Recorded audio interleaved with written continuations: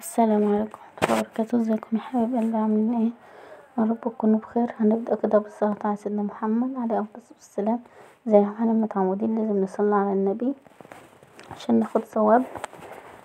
ونقول متنسوش بقى تشتركوا في القناة وتفعلوا الجرس عشان يوصلكم منه كل جديد، ولايك حلو كده، مش هتخسروا حاجة يا جماعة. لايك حلو كده منكم، مش بفلوس والله، وكومنت حلو كده ليا، وقولوا لي برضو رأيكم ايه في المحتوى وكده. فبتأخر عليكم في الفيديوهات بس والله غصب عني، لان كانت تعبانة مني قوي، وكنت من الدكتور ده للدكتور ده، والحمد لله يعني استركين يعني رحنا للدكتور، يعني لقينا دكتور حلو الحمد لله، فماشيين مع هوت والحمد لله في تحسن يعني. هتقولوا لي تعبانه من ايه؟ هقول لكم عشان الحوار الالتهابات اللي كان بيجيلها من تحت، زي ما كنت قايله لكم، من الاكل. كنت اي اكل باكله ولا بيتعبها، فده الحوار اللي كان بيتعبها يعني. ف وعملت لها تحاليل اللي هي حساسيه الطعام، بس مفيش حاجه بانت منه. بس لما كنت باكلها اي حاجه، لسان العصفور، اي حاجه، بيض مسلوق، اي حاجه، كان يتعبها. فهو ما بانش في التحليل، بس بان في العملي لما باكل. بس اهو الحمد لله. الدكتور اللي انا رحت له الجديد ده بصراحه عارف النتيجه، وعارف ايه اللي عندها نسبه كورتيزون في اللبن، وهو اللي عامل كده، والانسجه بتاعتها خدت ميكروب فيها، فهي اللي تعبها. طبعا احنا لخبطنا بقى في الجهاز الهضمي وكده، فاهو الحمد لله. هنعمل ايه؟ بس في تحسن الحمد لله.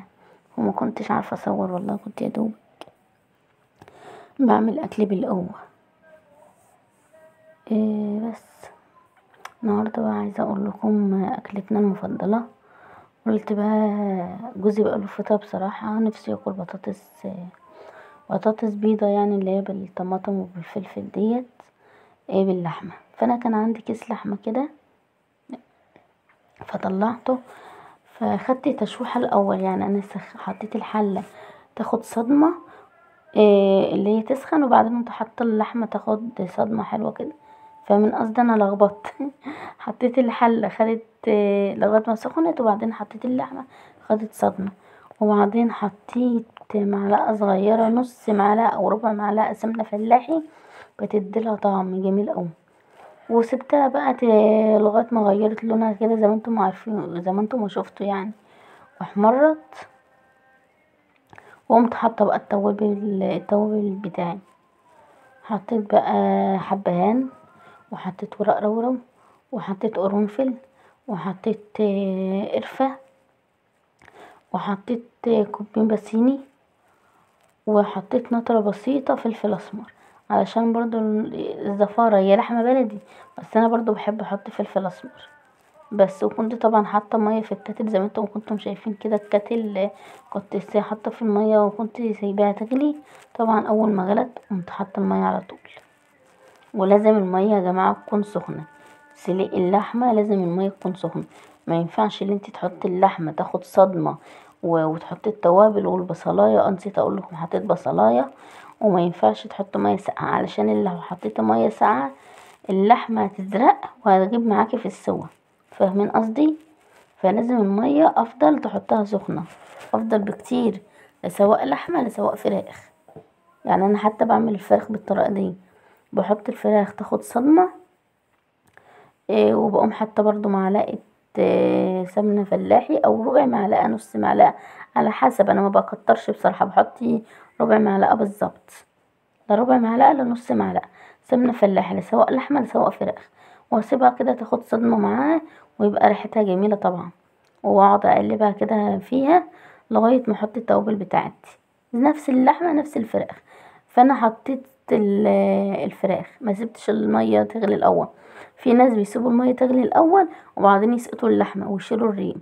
انا ما حبيتش اعمل كده بصراحه. لا، انا حبيت ان انا احط الحله تسخن، وبعدين احط اللحمه تاخد صدمه، وحطيت ربع معلقه سمنه فلاحي زي ما قلت لكم. وحطيت بقى التوابل بتاعي اللي هو انا قلت لكم عليه، بصلايه وورق لورا وحبهان وفلفل اسمر وقرنفل وكوبيبة صيني وايه تاني وقرفة بس. ونسيت اقول لكم حطيت نقاية البلح، انا مصوراه وموريها لكم. انا غاسله نقاية البلح الناشف وغسلاه كويس ومنشفاه وبحط في اللحمة، بتساعد تسوية اللحمة. يعني النقة بتاع البلح ديت، البلح اللي هو التمر، بتساعد في تسوية اللحمة، فاهمين قصدي؟ وحطيت مع نص معلقة صغيرة سكر او ربع معلقة صغيرة سكر. برضو السكر ونقلة البلح بيساعدهم في اللحم، في تسوية اللحمة، فاهميني؟ بس انا ما بحطش ملح خالص الا في الاخر عشان اللحمة تستوي. انا هنا طبعا كنت قطعت البطاطس زي ما انتم شايفين حلقان، وقطعت الطماطم حلقان، والبصل والفلفل، وكان عندي قرنين شيطة قطعتهم برضو حلقان. انا هنا كنت بعمل بسرعة ومش عارفة انا كنت بصور ازاي بصراحة، عشان كانت ايدي تعبانة قوي وكنت عايزة اروح للدكتور عشان اكشف عليه. فادعوا لي كده بالشفاء، عشان الدكتور قال لي لو ما اتعملتش المفاصل عندي ملتهبة جدا، المفصل بتاع ايدي ملتهب. فقال لي لو ما كتب لي حقن وكتب لي علاج، وقال لي لو ما ارتحتيش لا نعمل لك حقن فيها لا نعمل لك عملية. ربنا المستعان. فانا طبعا قطعت كله حلقان كده زي ما انتم شفتم، وحطيت بقى ملح، فلفل اسمر، كزبره بس. انا حطيت الملح الاول وحطيت الكزبره اهو، وهحط بقى فلفل اسمر، وادعك كل ده في بعضه. طريقه سهله وبسيطه جدا واقتصاديه، وبالخضار على فكره اطفالك كلهم هيحبوها، واكله كلنا بنحبها. يعني يعتبر تغيير، احنا على طول بنعمل اللي هي البطاطس الحمراء اللي هي بالطماطم، اللي هي بصلصه الطماطم، بس دي تغيير، انتم فاهمين قصدي؟ وطعمها حلو اوي اوي اوي والله. انا كنت عايزه اصورها لكم اما طلعت بالصوص بتاعها، بس عشان كنت جايه من عند الدكتور متاخره، فيدوبك بس خدت وش كده على طول في الفرن، وقمنا غرفينه واكلنا على طول. انا كده كنت بقلب كل التوابل انا على فكره غاسله ايدي ومنضفاها جدا جدا قبل ما استعمل يعني قبل ما استعمل اي حاجه، فاهميني؟ اكيد فاهميني. قولوا لي فاهمين. قولوا لي بقى بتتابعوني منين، ولا مين بتتفرجوا عليا من انهي بلد؟ بحب اعرف قوي انتوا بتتابعيني منين بصراحه.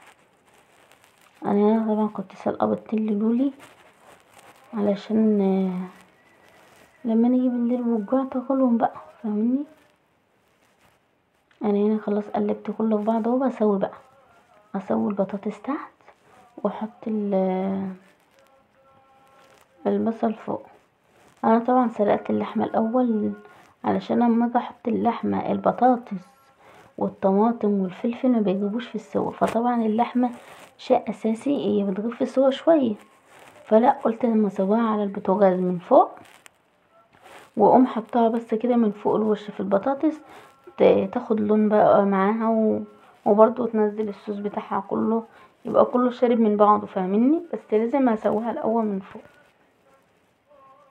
انا هنا طبعا كنت بعمل قبل ما امشي، علشان قلت لو رحت ولقيت العيادة زحمة وجيت متأخر ولا حاجة، اعرف اللي انا يكون الاكل جاهز يعني.